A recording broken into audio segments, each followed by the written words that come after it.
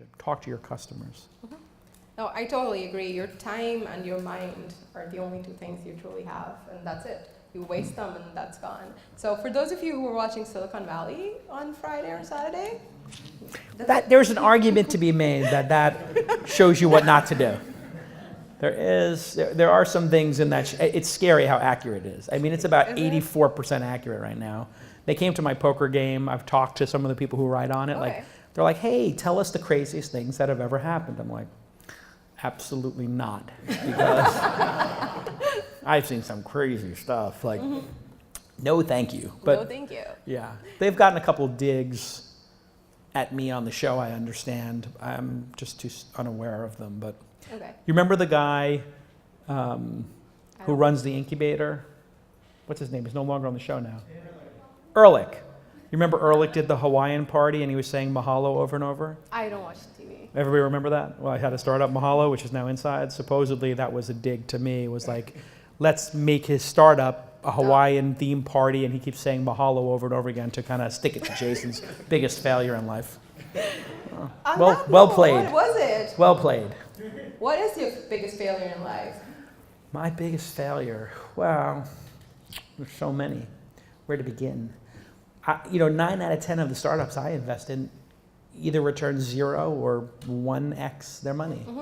So objectively looking at my angel portfolio of 125 investments, I'm going to guess 110 will be 0. But 6 of them are unicorns right now. I just found out in the last 60 days that 3 more companies I invested in turned into unicorns. So I've got a 1 in 21 hit rate. It's kind of never happened, I think, in the history of Silicon Valley. There might be Chris Sacca and Ron Conway are the only 2 people ahead of me, maybe Esther Dyson too. Mm-hmm. So I'm objectively number 5, maybe 6 in terms of best angel investors of all time. Mm-hmm. The difference is everybody else has quit and they're no longer doing it. Mm-hmm. And I'm doubling down and going harder. Right. So I think I have a chance to be number 1, and that's what I'm working on. That's why I wrote the book. Mm-hmm. The book was my way of saying, I have some level of expertise on this after 125 investments and a ton of mistakes. I'm going to share every secret I know. And it really is for founders too, to understand how angels make decisions and how to behave and how to really hack the system. So there's a couple of chapters in there that are targeted at entrepreneurs. Mm-hmm. But really, if 100,000 people read the book, which might be realistic, and 10,000 of them try angel investing, and 1,000 of them start doing it for a living, can you imagine my deal flow? And what if one of them sends me a unicorn, or every year somebody sends me a unicorn? Yum, yum. So the whole book is a front to inspire people to become wealthy, powerful angel investors to increase my deal flow. And scouts. Why not? And scouts, exactly. Well, the truth is, if you think about how wealth is created, how many people here are over the age of 30, like me? Raise your hand if you're over the age of 30. Raise your hand if you're under the age of 30. Okay, so you didn't lie. Okay. So it's about, for people who are watching, it's 80% millennials and 20% people who are not millennials. The millennials grew up at the tail end of a great lie. And the Gen Xers, we were fed something that was true that then became not true, which is wealth is created by having a white-collar job and buying a home. Mm-hmm. How many people heard that story? Raise your hand if you heard the story. Get a white-collar job and try to buy a home, and that's how you get rich. It's not true anymore. Because to get a white-collar job, you have to go to college and get debt. Now you're 100K in debt or 200K in debt. Mm-hmm. And then you graduate, and the average income for 2 people here in Silicon Valley or 2 people in New York or Austin or anywhere in the country might be what? 125K household income? Maybe if you're doing amazing, 200K. When our parents grew up in the 70s and 80s, the cost of a home was 1.5 to 2 times, 1 to 2 times, actually in some places it was 1 times, your household income.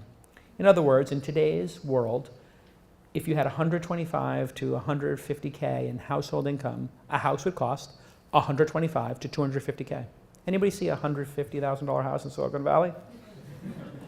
Can anybody in here on their salary afford a home in Silicon Valley? Raise your hand if you can. Nobody's hands are raising. The dream is over. There is no way for you to use that hack. Mm-hmm. That hack is what our parents used. Many of our parents bought their houses for $70,000 and they're now worth $1 million, right? And now it's over. You're coming out of school with $100K in debt. It takes you to your 35 to pay it down.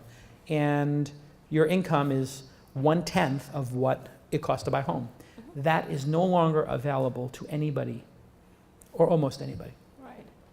Maybe if you work at Google on some rare technology and they give you $500,000 a year and your spouse has a similar situation and you have $1 million, then 1 times the cost or 2 times the cost of your household income would be $2 million. It actually would be possible. And that's why the only people who live in Palo Alto right now are Googlers. Right. And people at Facebook, because they probably have 500,000 RSUs.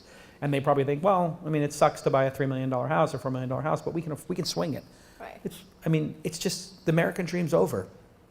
Now we add to the American dream that all the white-collar jobs in the world are going to be attacked by AI and machine learning. So I'll ask another question. How many people in this room have a job that they would consider harder, your job is harder, than beating Gary Kasparov at chess? Whose job is harder than beating Gary Kasparov at chess? Your job is. Okay, 1 person. So I guess he wrestles bears for a living or something. He's a bear wrangler.